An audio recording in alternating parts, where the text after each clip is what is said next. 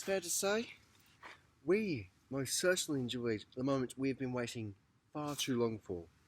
As is the return of league football for the WNPL down in Victoria.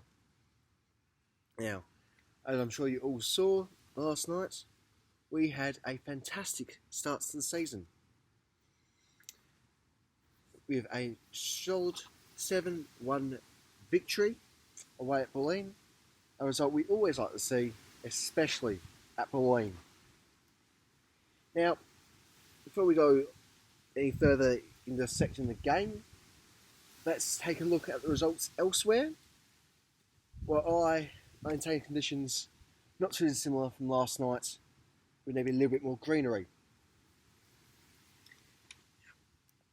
Calder, the dreaded Calder, were successful in their opening game, winning 5-1 against Alamein.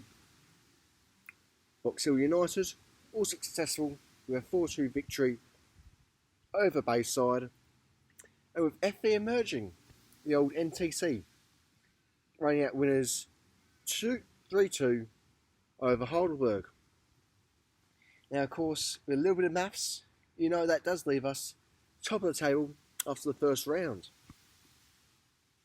And speaking of top of the table, I'd like to take a moment to acknowledge our our opening victor for the Ultra Choice Awards for 2021, going to Cat Goff after a well-fought hat-trick. Of course, we can't ignore the other fantastic hat-trick by Lucy Johnson, with some incredible goals, of which, at least we noted at the time, was exceptional in effort. Of course, it is a difficult choice when you're faced with two hat-tricks. Now, it is not, of course, purely about our two spectacular scorers, in terms of hat-tricks. Also, we should acknowledge Caitlin Pickett for her recorded goal, but also the extremely strong and extremely vocal efforts undertaken by both Melissa Barbieri and Alex Chill in the defence, which is fair to say, without their high levels of vocality and the amount of control they were placing upon the game, we would have been left in a very, very different situation. And of course, we should also acknowledge the elephant in the room, that being the lack of a return for our Victory players, as well as some Melbourne City players coming into the side.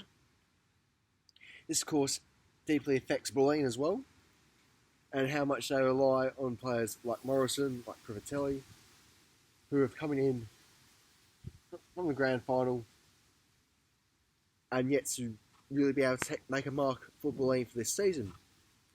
Now, I suppose that does show that we have the greater depth and we're able to capitalise on their shortcomings, which is beyond their control. Nonetheless, celebrate we must and celebrate we shall.